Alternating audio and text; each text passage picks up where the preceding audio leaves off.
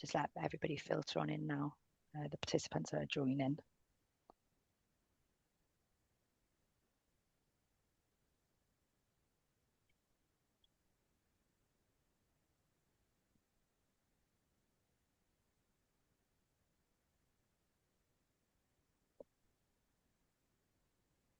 But I'll go ahead and make a start now because I think it's sort of leveled off a bit. So good morning all, and thanks for joining us on this webinar today in relation to knocking down barriers to on-site generation. So I'm joined today by Ben, Miles and Peter, and we're going to be discussing rooftop solar and the benefits and potential pitfalls in on-site generation and how you can overcome them. So here's just a brief agenda, and we'll start with an introduction. While we're chatting through, there is a Q&A function on this. So if you have any queries, we've got a bit of Q&A at the end if you want to just put anything in that question box. If there's a query to a specific person, just put their name in the box. Otherwise, we'll open it up to the panelists, and whoever's best placed to answer it can do so. We are going to start off by talking about on-site generation and economic returns and ESG impact and the benefits to that and how it can work for you. We'll then go on to sort of legal and commercial practical steps involving the project. And this is, sort of common issues, things to discuss, things to think about right at the outset and how you can overcome them to get a successful project. We're then joined by Peter from Landlink, who has tried and tested this successfully.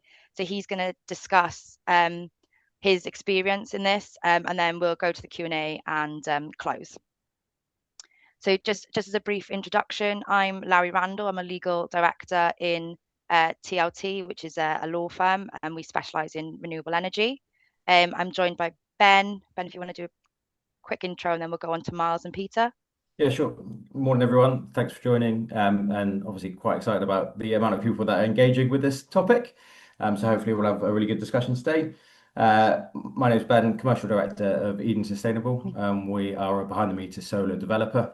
We work across all functions of the process, which we're going to dive into more throughout this session. So I'll keep it relatively brief.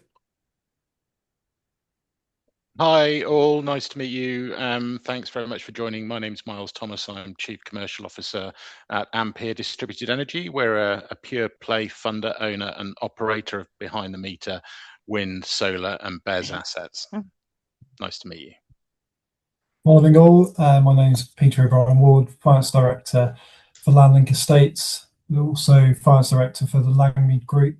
The Langmead Group is a group, essentially a landed estate group specialising in sort of agribusiness. So we've got we supply most of the UK supermarkets with spinach, various baby leaf products, as well as fresh herbs grown on our farms.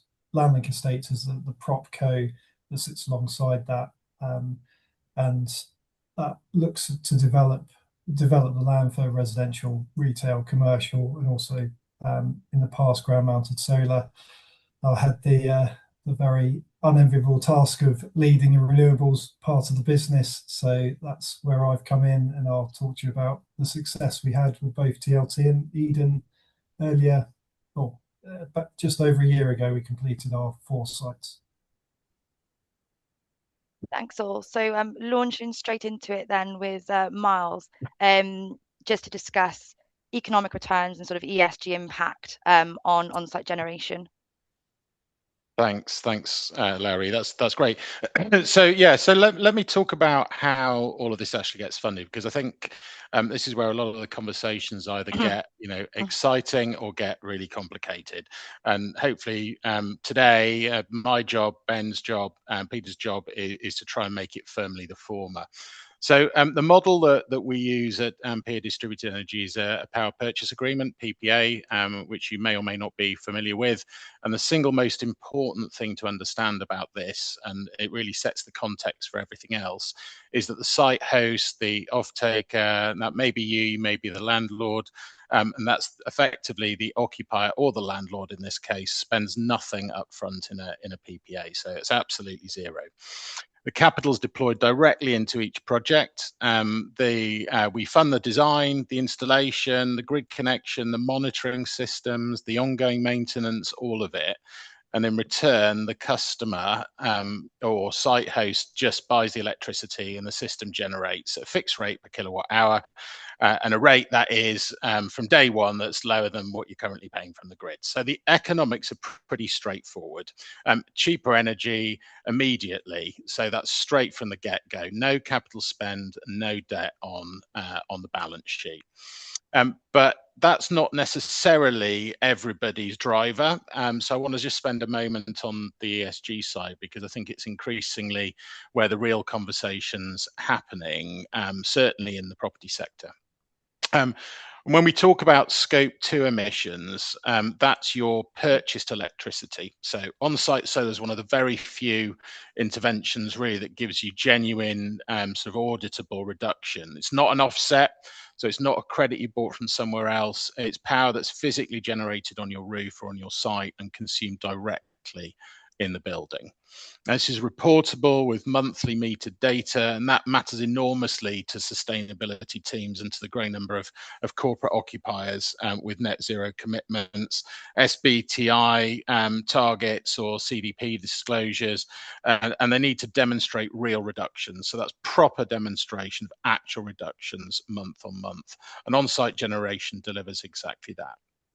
So for landlords specifically, and we'll hear more about this from colleagues and from TLT. A solar-enabled asset ticks multiple boxes simultaneously. So it gives you that MEES compliance headroom that you need, improved EPC ratings, and a building that genuinely appeals to the best covenant occupiers in the market. Lowry, if you could just put the next slide up, please, that would be great.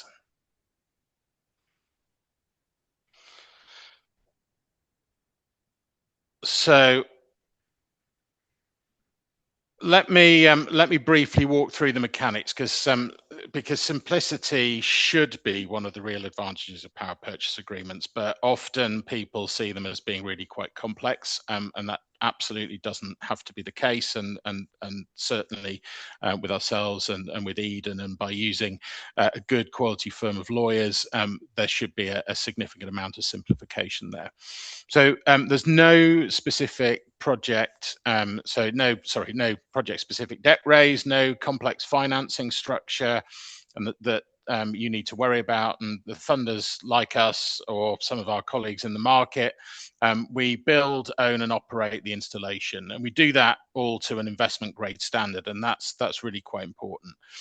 The site then generates clean power, and the customer pays a simple tariff, fixed pound per kilowatt hour rate, and that revenue then flows back to us over the contract term. And that typically runs from sort of 10 to typically 25, although up to 35 years in some instances. And for the site host, the relationship's essentially, you let us install the equipment, we deliver you cheaper, cleaner electricity, and we look after everything for the duration of that contract. And for landlords, the benefit layer's slightly different. And I'd highlight three things really in particular. First is asset value. So a building with a proven on-site generations is a better building, undoubtedly. Second, minimum energy efficiency standards and EPC compliance. On-site solar improves the asset's energy performance rating, and that's increasingly no longer optional. It is certainly as the minimum standards under MEES tighten. And thirdly is the one that some people clearly underestimate is tenant retention. So an occupier is locked into a below market energy cost and is meeting their scope 2 targets from a building that you own as a very, very good reason to stay. And I think it's a bit that's often passed over and look at the economics. So what's in it for me? Well, actually, some of those benefits are a little bit softer perhaps than a pure rent or revenue share. And one thing I'd flag often surprises people is that the operating costs and the specialist know-how required to run these systems is at a genuine investment grade quality. They're not trivial, and that's why the PPA model really works. You're not just buying a solar installation, you're buying the ongoing performance management that makes the economics hold over a long contract term. So let me pause there, and I'll hand you over to Ben, if I may. Ben?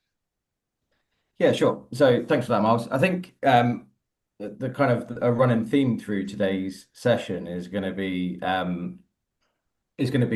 alignment of goals, and specifically looking at this, Miles puts a pretty compelling case forward as to why on-site solar should be done, and also why it should be funded. But that's not, again, not always the case, and not always the driver, as Miles has alluded to. But what is key is that through the early stages of the development of your project, your drivers are known to the person who's developing it. So obviously that's where Eden as an entity comes in. We help to develop those projects, and for us, we're in a position where we are agnostic as to whether or not we want the system to be funded or we want it to be self-funded. However, in most cases, that funded option will meet the needs of the stakeholders within your business. What we do tend to see, though, is a situation where those needs haven't been kind of clearly addressed up front.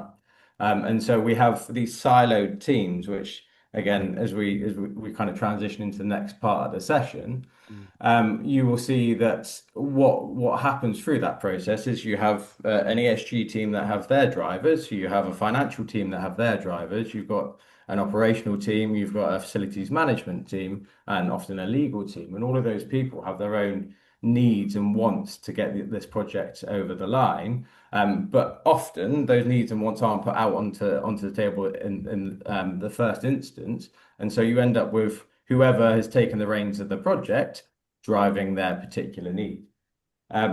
So what Miles has already covered off in this session is there is a clear ESG benefit, that there is a clear operational benefit to on-site solar, and there is also a clear financial benefit. And so through those three things, if we are able to align them and get everybody happy, then there's a project that should be able to happen. In terms of your the bankability of that project for all of those teams, something that's really key, and something that we often talk about, is the fact that it's measurable pre and post. So a lot of the time we find ourselves in situations where people don't necessarily want to pull the trigger because they don't know where their baseline is. They're still trying to understand their ESG goals. But I've heard it said before that it's a bit like going on a diet. You don't want to go on a diet before you weighed yourself, which I completely understand. However, as Miles has already alluded to, with on-site generation, every single kilowatt hour is traceable, and every kilowatt hour has a carbon attachment year on year with it. And also, we know what the differential, the delta between what you're currently paying and what your PPA rate is, or your levelized cost of power through solar. So it is one of the few ESG benefits that allows you to be able to retrospectively add in that benefit because we can quantify it. So again, a couple of bits there that might not be perfectly obvious, but when we're looking at how we package this product up and be able to push it forwards, it is, as Miles suggested earlier, it's investment grade, which means that we need to be able to stand behind every single number. Moving on to the next session, Larry, I think we're kind of pushing through. And did you want to take the first point on this, Larry, or did you want me to move straight on? You're on mute at the moment. Sorry, that's always helpful. I'm happy to run through some of the sort of legal issues that come across, and as Ben has said, it's all perfectly surmountable. It's just sort of things that you really need to think about right at the outset of your project, and then it's just being able to have these conversations with all the relevant entities to make sure that everyone's aligned in how they're proceeding. One of the biggest sort of issues to overcome is normally how the building is occupied. It's not always freehold owned by the landowner and occupied by the landowner. More often than not, you've got a leasehold entity, or yourselves might be a leasehold entity looking to try and push for solar on the rooftops with your landowner. And when that's the case, you've really got to consider who the correct entities are to enter into, as Miles mentioned, the PPA, so the power purchase agreement, but also who's the best to enter into the lease agreement for the installation of the solar panels. And that will depend on how the lease is structured. Legally, the owner of the land owns what we say all the way down to the core of the earth and all the way up to the sky.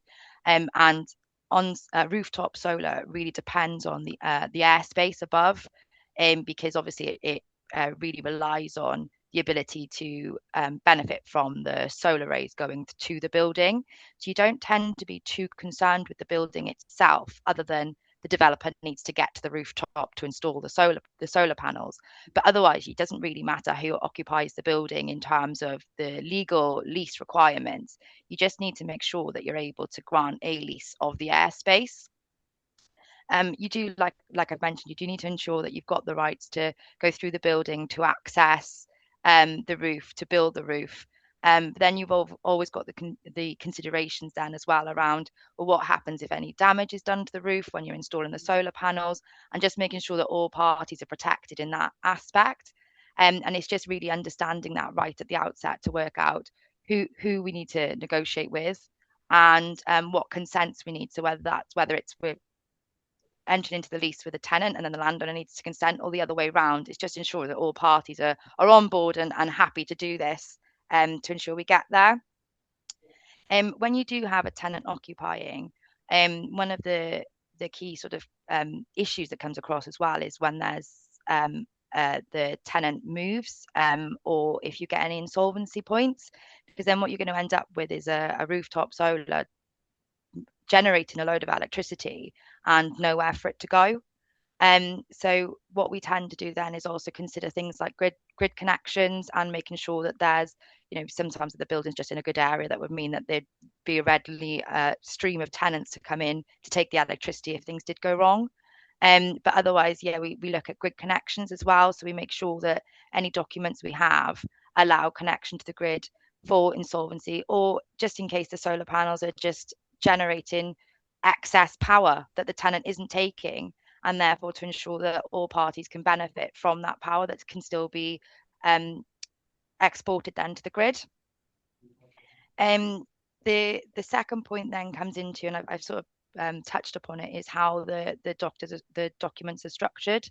We tend to advise that this could either be by way of lease or license, and it's just a consideration as to what the benefits are for each one. So a lease is more personal, you grant it to that specific entity, and if any entity decides then not to go ahead, the license is more personal, and then the license will fall away if any entity decides not to go ahead with the project. Whereas a lease is binding on successors, which means that it runs with the land. So when you get, like I mentioned, when you get a new tenant in, it could bind that tenant in if you draft it correctly, and it also gives exclusive occupation to the project developer to allow them to have exclusive possession of that airspace, to ensure that the project documents are more robust. As Miles mentioned, when you're looking at funding as well, depending on how you're going to fund the asset and the project, will often determine whether you go down lease and license. Funders generally tend to like a lease because, as I said, it's more robust. You get a lot more protections in place for all parties, and it's something that is then registered on the title, easily accessible, and we all know that we're protected. So again, just when you're right at the outset looking at how you're going to proceed with these projects, is just having an open discussion with people to work out what is the best approach between a lease or a license. Another point often just to consider is whether you've got a mortgage over your building, or if you're a tenant, whether you've got a mortgage over your lease.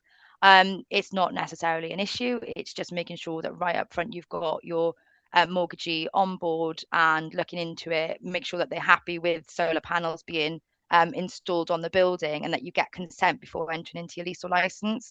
It's just to make sure that you avoid any, sort of potential breaches of your mortgage or charge or anything like that. And it just ensures again that the assets, the lease, however we structure it, are absolutely protected and avoid any enforcement scenarios from your mortgagee. The final points then, just to touch upon briefly, and again, it's just something to consider, is planning. So sometimes it gets a bit missed whether you need planning for on-site rooftops. Sometimes it's a permitted development, so you don't need it, but it's just that sort of at the outset having a look at it and working out whether it is or isn't required, just to make sure that you don't fall foul of it. And similarly, supplying electricity often needs a generation license. You do get exemptions for on-site generation, so normally it's all fine, but it's just making sure that you just have those sort of calculations and considerations right at the outset to make sure that the project can go ahead as all expected, and we don't have any last minute disasters or queries, basically. Ben, did you have anything to add? I think that's probably the right word. I think sorry, it's probably the wrong word. I think actually, from our point of view, what I would like to kind of pick up at this point is this session is called barriers to on-site solar and how to knock them down. And actually, you probably sat there on this call going, well, there's quite a few barriers here, and how do we knock them down? And so what I want to talk about actually here is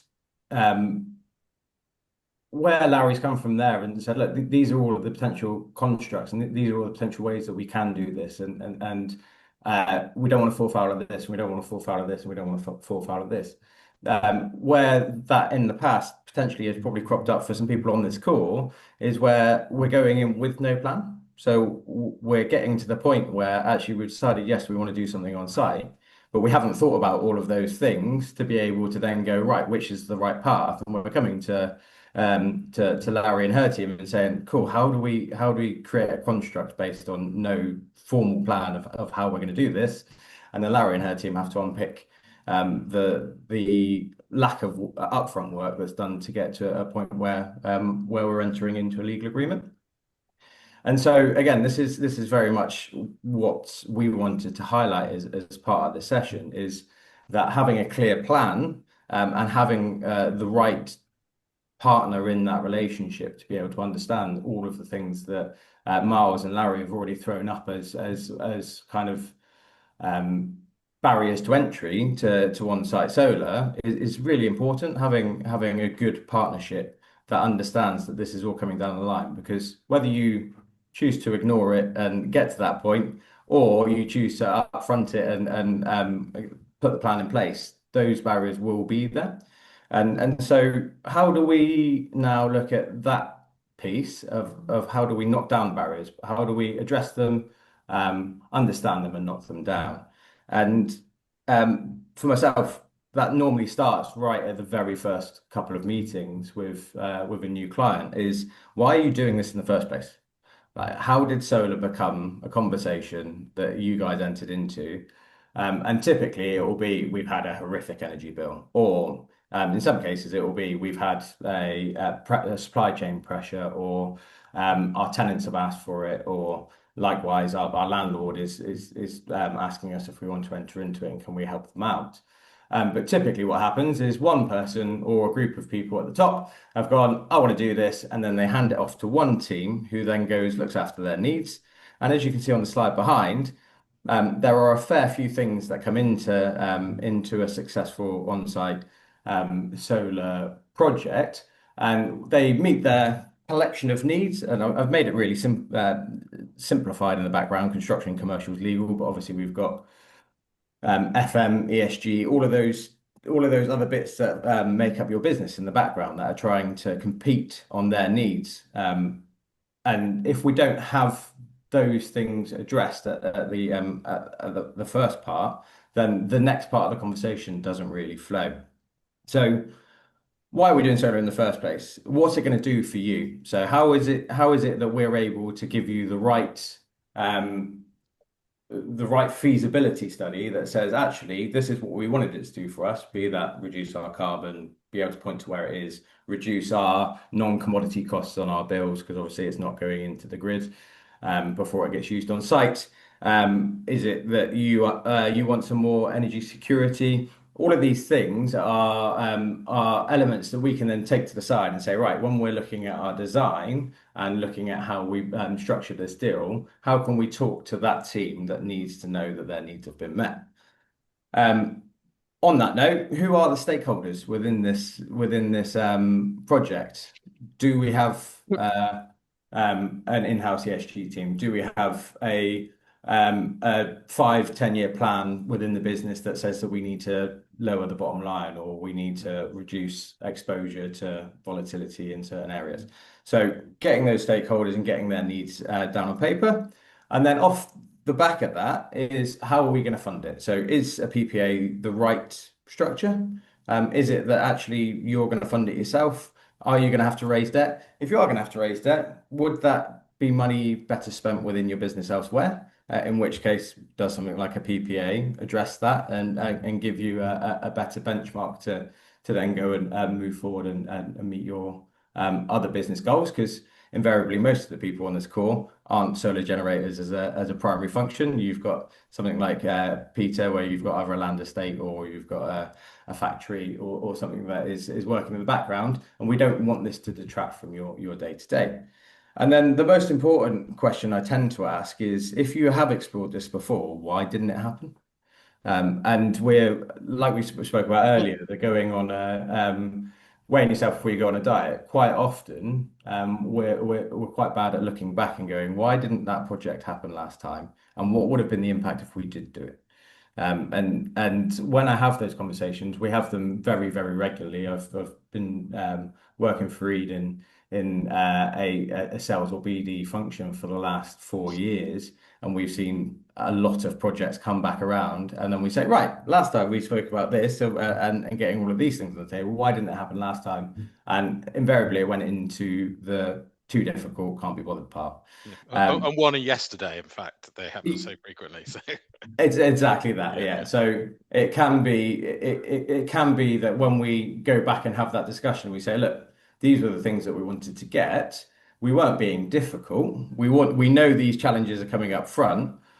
So why not tackle them at the beginning? So where does that start? It starts with a really good conversation at the beginning to then say, right, what does your energy profile look like right now? I had one literally yesterday where we had a finance team coming to us and they had CHP installed 6 months ago, and the finance team weren't aware of the impact on the energy bill. We brought up the energy bill. What happened 6 months ago? Don't know. Went back to the FM team. Oh, we had a CHP installed and it reduced our energy. Okay, well, that's all part of our discussion to then say, what is the right level of consumption for your PPA rate going forward? Because we don't want you to overcommit, and we want to make sure that when the funder is entering into a long-term relationship, it's on the best foot forwards and it's beneficial for everyone. And a well-structured solar deal and a well-structured PPA will be beneficial for everyone and demonstrably beneficial for everyone.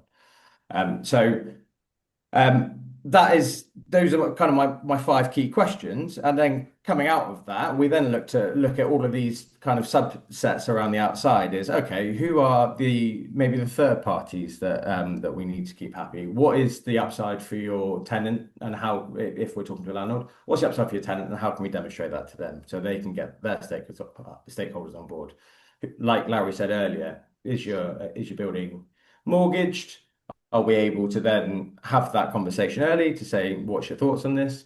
Likewise, insurers. So getting engaged with your insurers early. We know we've dealt with most insurers now, and we know what they will and will not accept and why, and how we can evidence that. And all of these potential barriers then start to melt away.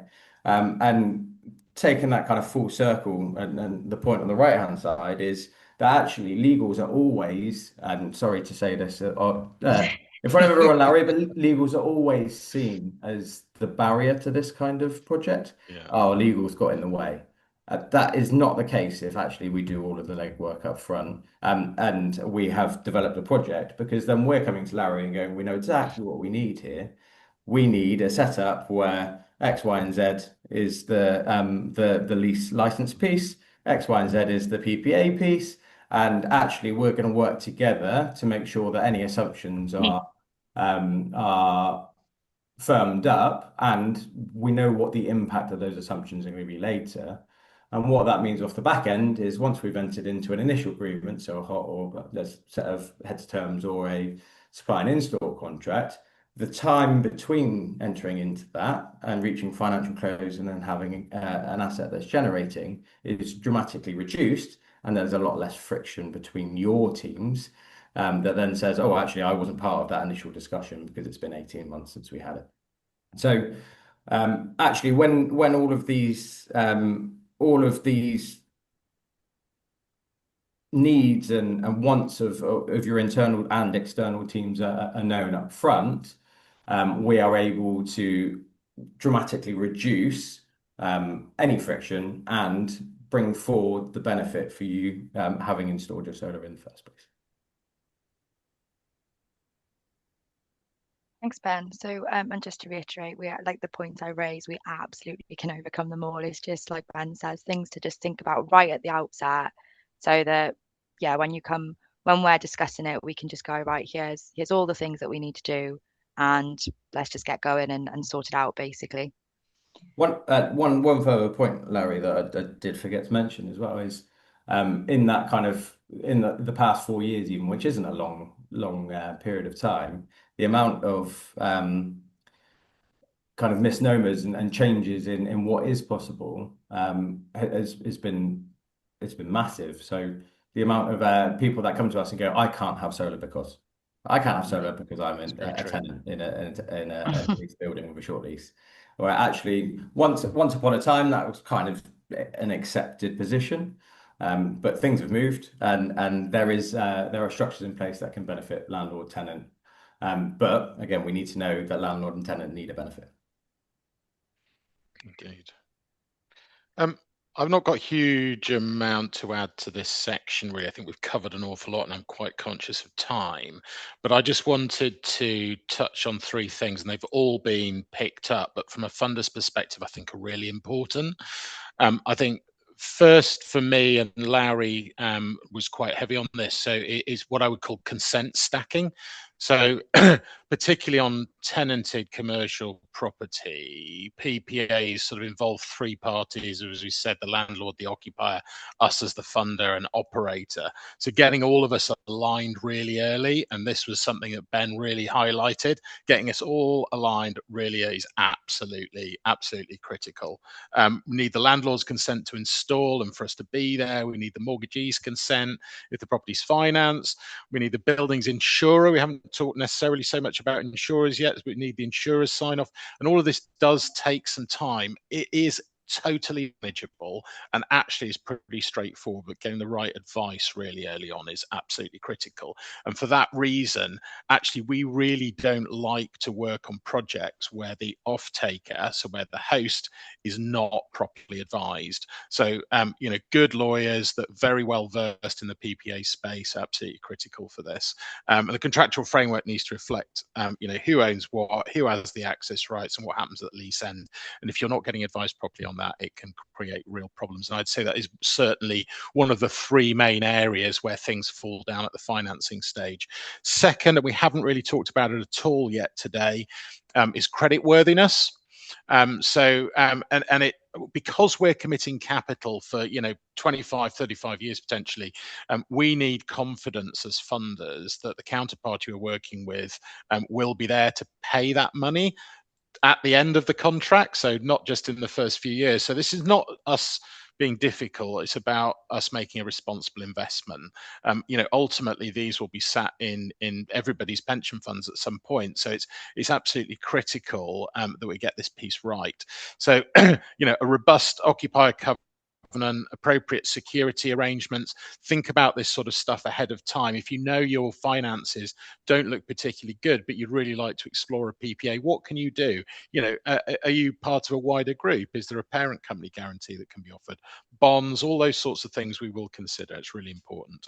And I think third area, and again, Ben's touched on this, but really underappreciated, it's kind of what I always call speed, intensity, momentum. So we've got all the technology, all the designs are done, everything's done technically, contracts are all proven, the economics work, but what's going to slow us down is the decision-making friction. So all of those internal approvals, and Ben is fastidious about making sure that that when you work with a customer, you're getting all of the relevant levels of sign-off that you need, and this is absolutely critical. Eden's job on the development side is to make the path from that initial conversation to an installed system really clear and make it as fast as possible. And I think for us that's really important. So understanding who needs to make those decisions and why those decisions are being made, and if we've missed one out, why have we missed it out? Can we go back? And doing that, so mapping that out from day one, I think on the customer side is perhaps just as important as it is on our side. So sorry, I won't say any more than that in this section, but just thought it was worthwhile touching on those three bits. No, that would be helpful. Thanks, Miles. I think now we're going to just move on to Peter from Landlink, and just on a brief sort of trials and tested and experience in actually doing one of these on-site generations. Yep, thank you, Larry. So yes, your mind's probably blown by all the different things to consider, but yeah, just to reinforce actually having good partners, and we did use Eden and TLT for installations. It makes such a difference. You know, I'm in finance. The group has some exposure to solar, and I'll touch on that, but it really was leaning heavily on Eden to walk us through. But from our side, it was being organised, having all the lease information, know exactly who owns what and what we needed TLT to work with. And then on the Eden side, short lines of communication, getting the right people in the room at the right time to discuss, so everyone was on the same page. But so Landlink manages the estate for a wealthy individual. He's made his money in agribusiness, so sort of 6,000 acres in Sussex and Suffolk. And we've had, or the board have had, exposure to ground-mounted solar in the past. So making money from generating or harnessing the power of the sun was not a new concept. So when I came in, and I was actually personally putting some solar panels on my house and a battery, and asked the stupid question now, why are we not putting solar panels on some of our big buildings board? And they said, it's a good thought, off you go, run with it. So that's where 2 years later, we've got 3.75 million megawatts of power on our 4 sites, 2 very happy tenants, and a double-digit return on investment. So it has all gone swimmingly. But yeah, so to start with, I was pushing it a slightly open door that people understood you can make money from solar. And I'll be honest, that was the main driver for us. The ESG stuff was a secondary. Certainly was a big thing for both our tenants, who both supply UK supermarkets and as well as McDonald's and the like. So their customers of our tenants were certainly pushing, and this was a massive tick in their box, and again made their contracts more sticky, which is quite hard in the agricultural business. But yeah, basically after putting my head above the parapet and told to get on with it, we went out and looked for partners, contractors to help us. Eden won't mind me saying they weren't the cheapest, but one of the core strands of the property company Landlink is health and safety, and Eden were hands down gave the best pitch, and in hindsight were absolutely on point throughout all of the projects. So we were very grateful to them for that. So we went with Eden. And again, as Ben alluded to, it was about getting the right people in the right room from the start. What did we want to get out of it? Ultimate goal was a decent return. Did it meet our internal rate of return? With Eden's help, we had a feasibility site review of all 4 sites. The financial model worked on prudent assumptions, and that was really the kickstart to then go out to the 2 tenants, have discussions with them. Again, it was all new to them, the talk of PPAs, etc. But working with TLT made it very simple. With their experience, we knew exactly what we needed to pull together. Then with their advice, we could structure the legals. Once the price was negotiated, that was probably the trickiest thing. Really, it was relatively straightforward in terms of legals. TLT worked with the tenants' lawyers to pull it together, but there was nothing radical really. We did, as Larry mentioned, have some complication around leasing of airspace, which sounds bizarre, but was something we needed to do. But apart from that, was again pretty straightforward. We were lucky enough that the 2 tenants are on long leases, so we could make the PPAs coterminous with those, and actually gave us quite a lot of comfort. Again, based on that financial model, we could go out to funders, so we didn't choose. We chose to go it alone and get external funders rather than with Miles's company. But again, that was very straightforward with a robust feasibility model with Eden's experience and sort of solar generation data and real life costings. We were pretty much pushing it an open door with the banks and the asset financiers. This is not greenwashing, it's genuine ESG assets. So the rates and term sheets were very favourable. So that was, again, simpler than you would expect.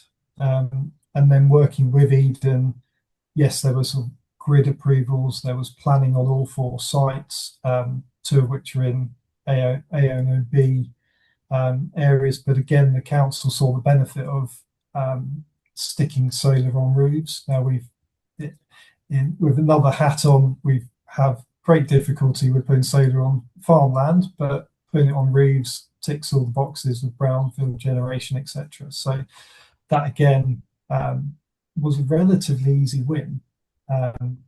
So I suppose that what I'm trying to get across is actually with a good partner, and Eden were, they could walk us through absolutely everything.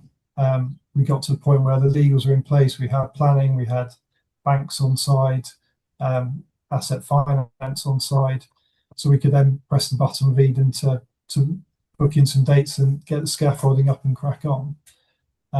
What we did do semi-covertly was actually with the 4 sites, pick the smallest 2 with the and they were luckily with the easier of the 2 tenants. So we got Eden to start work on that, primarily to really understand the working relationship and build that connection with Eden, with our asset managers in-house, the tenants and Eden all working together. Now there was teething problems of a contractor fell through the roof and all these kind of things, but with Eden's communication, making sure everyone was aligned all the way through, constant updates at both operational sort of facilities management level as well as further up the chain with our tenants and our board. It actually went surprisingly well. The benefit of the first 2 schemes was then we were properly match fit for then taking on the 2 bigger sites and our more onerous or demanding tenant. So again, we'd done 2, it was just rinse and repeat, just on a bigger scale. So that really worked well. And yeah, it was, I think we've been operating about 15 months from the final 2 that were installed, about over 2 years for the 2 smaller ones. And the first full year of all 4 sites, we've bettered the model by 15%. So the board are extremely happy with my stupid comment about 3 years ago of why have we not put solar on our roofs. And then even better, our annual valuation as part of the property company that Savills do for us actually valued the assets a significant uplift because we have the solar equipment on the roofs, which meant that actually, yeah, we've got an even better, stronger balance sheet through this exercise. So positive return on investment, beefed up balance sheet, and actually with these two good partners, it was relatively straightforward. Yes, there was a lot to do. There was a lot of conversations, but it was tried and tested from both of them. So there was no barrier that we couldn't jump over together. So all in all, very happy board, and yes, a pat on the back for me. So yeah, all good. Thanks for that, Peter.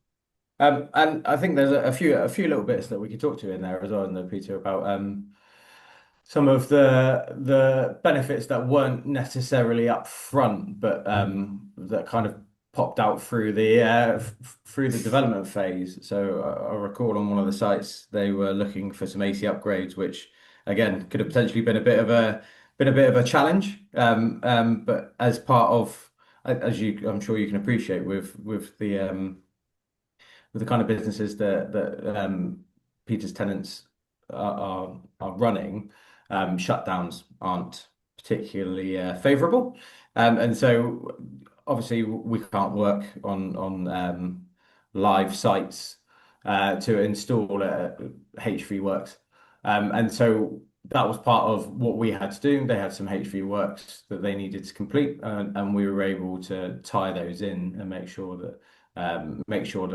not only did the tenant get the solar that they wanted, but they were also able to get their site infrastructure upgraded at the same time. And we had a few bits other than we, Peter, in terms of works. Spot on, Ben. So yeah, there was some electrical works that had been slightly neglected by the tenant. They were on a full repairing lease, so it was totally their responsibility. But we were able to, they were to spend a bit more money, but save some because we were doing auxiliary works. So that worked. And also one of the roofs, part of the roof, again, tenant's responsibility, was pretty old, but we could leverage all the scaffolding being up and a full review of that roof. And actually they managed to, fit or replace that part of the roof as Eden was starting at one end of the site. They could sort that roof out, and by the time that was done, Eden could put panels on it. So there was a lot of sort of synergies, and again, that was all down to good communication, full explanation of what was happening when, and some benefits that the tenants could leverage off, as well as now again below market energy. Really good point, that actually. Quite often we see tenants that are wanting to make roof repairs but don't actually have the capital available, so you can push those sorts of works into the PPA if needs be. So we certainly fund that. I know some of our competitors also fund those sorts of works, and clearly, Peter, that gave you an opportunity to upgrade those buildings as well at the same time. Just so that I'm absolutely clear here, and I should probably have asked you this question outside the webinar. You did adopt the PPA structure with your tenants, so you funded it, but there was a PPA between uni tenants. Yeah, absolutely. Yeah, so the PPA, so between Landlink as the owner of the kit and the tenant, coterminous with the lease, which is 15 years in both cases. So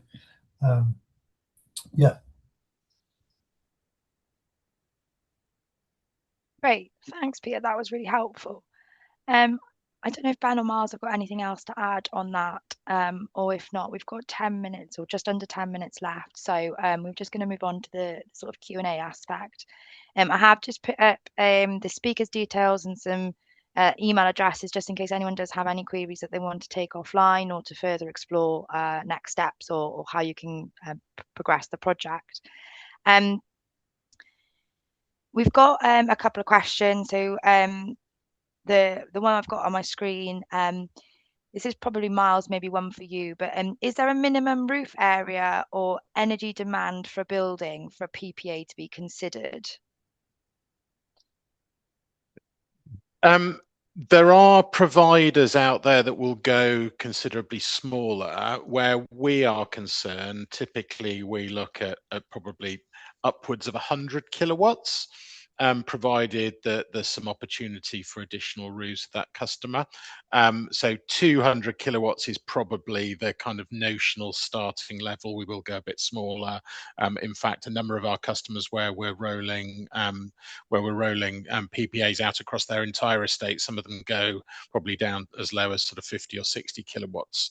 But on a standalone basis, that's difficult for us to do. We work with other funders in the space that do go down considerably smaller. I think that's quite important. So, you hook up with Eden or us, and we can put people in contact with funders that will look at much smaller roofs. And then there's no upper limit. We've got projects of sort of 15, 20 megawatts that we're working through at the moment on private wires. So that's in third-party land close to or adjacent to the off-takers. So some considerable size projects there. Just to put some broad strokes on that, roughly 1,500 square meters-ish of roof space. Again, depends what you've got on your roof. It might be slightly less, might be slightly more. Roughly 300,000 to 500,000 kilowatt hours a year will cover those off. But again, very much dependent on site, and that is again part of the initial feasibility. I know that often we kind of come in late to a conversation, and someone will be like, "Oh, we've managed to get this proposal back from someone. All we told them was how much we use a year." And actually, what we're trying to do in that initial feasibility is build that case that we said. So if we can get your half-hourly data and we can apply a simulation of a design that is compliant on your roof and match those two things up, then we know how much energy you're going to use. And then obviously, if you're committing to buy that energy for a PPA, I refer to it as kind of like a bag of sand that you're trying to, or bag of grain that you're trying to divvy up. So depending on what your appetite is for a starting rate, and inflation will depend on where we start. But ultimately, we've got the bag of grain that we need to divvy up. So if we go for a higher starting PPA, then we can have lower inflation or shorter term. But it's about working with the team to then say what you're trying to achieve. Well, we need this much savings. We need this much savings in the first 5 years because we've got an earn out. Okay, well, let's backload it or front load it. We can work with those and be agile. And I think that, just to jump in, Ben, we did look at putting panels on it's an old farm building that we use as an office, but that was too small. So I think first step, that feasibility tells you it's yes or no, and you can kind of move on from there. That's it. Juice has got to be worth the squeeze, isn't it? Yeah. Yeah. Question. So if the energy prices change, those, I'm assuming the ones set by sort of Ofgem when you get your residential prices and they change, will that actually have an impact on the PPA, or is it sort of set at the outset? So we like to fix and index pricing, generally speaking. So when your energy prices go up, it's not necessarily the energy element of that price, really where the savings lie. The savings lie in avoiding the non-commodity element of the energy price. So when energy prices fluctuate, normally when they're going up, it's actually the rate that the non-commodity elements going up, particularly at the moment where we've got things like, we're paying for the costs of the nuclear fleet about to come online. We're paying the subsidy elements, much talked about in the news and media. It's that bit that you're avoiding. So actually a fluctuation in the commodity element of the price actually affects your bill very little. Unless your bills are absolutely enormous, of course. And I don't know whether you want to add to that. Question for Peter. Were the works undertaken with the tenants in situ? Yeah, so our two tenants, one very large supplier of spinach, fresh herbs into all the big UK supermarkets, McDonald's, Pret.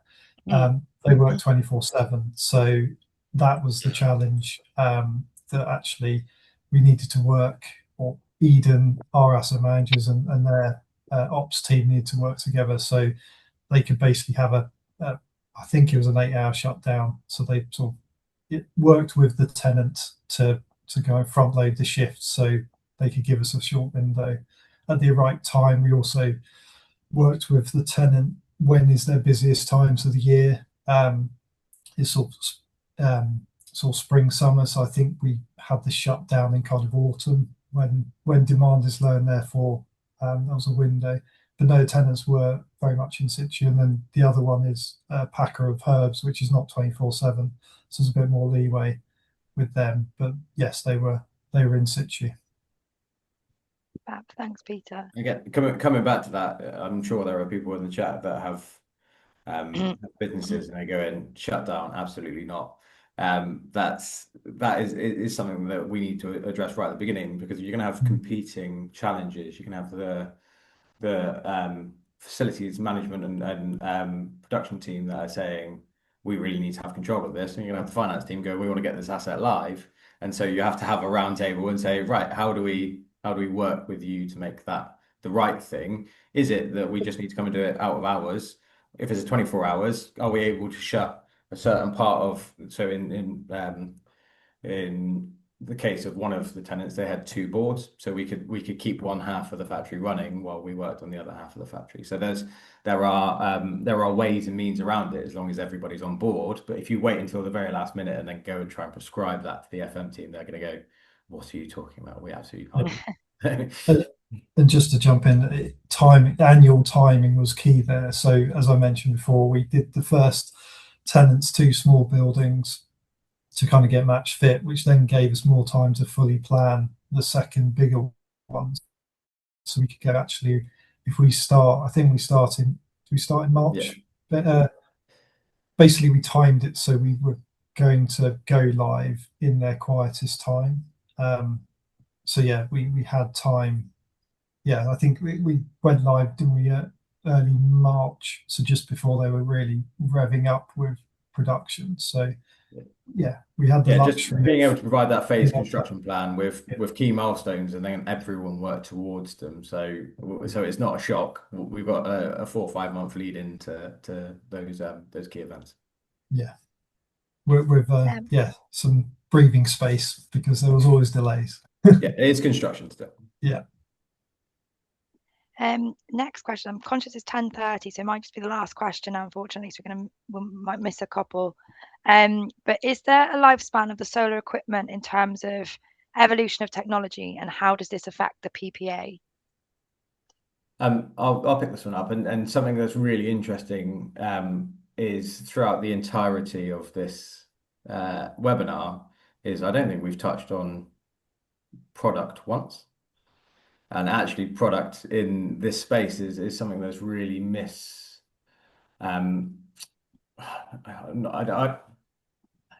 misunderstood. That's not the right word. So people often come to us and say, how many modules am I going to get?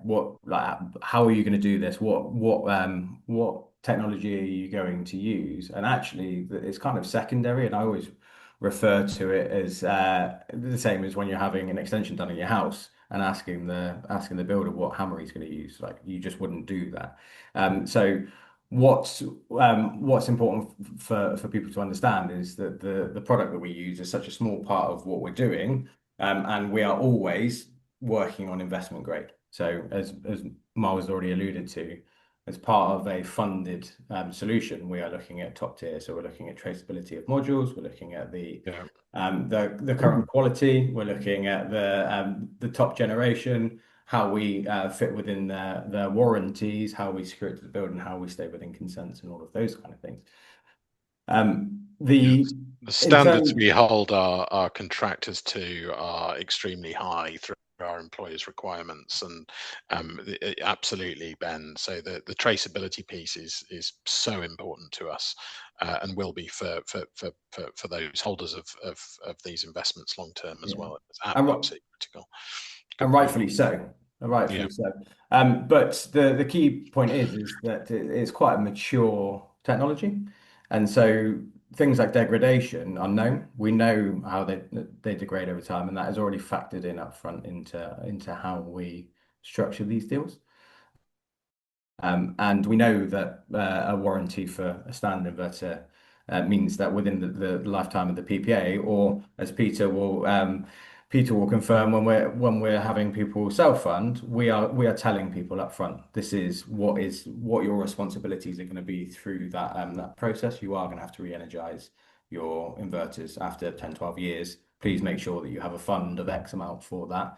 Obviously, one of the key parts of the PPA is the fact that we operate, or more importantly, ADE operate and maintain that system. So they've already considered that up front, and they are already putting stuff away to be able to make sure that the system generates as it should. Because if it doesn't, then we are misaligned in terms of our financial strategies, and the fund aren't going to get back the money that they said. And obviously, as a developer, that's where we are kind of on the hook for that. So these are all known variables that we work to. Thanks all. Like I said, there are a couple of questions which we're just not going to get around to answering now. But if you do want to email anybody, please feel free with the questions, and we can follow up and answer where we can. Or we can put you in touch with any of the speakers if they're probably better placed than us. But thank you all for joining. It's been a pleasure. And hopefully speak to you all soon.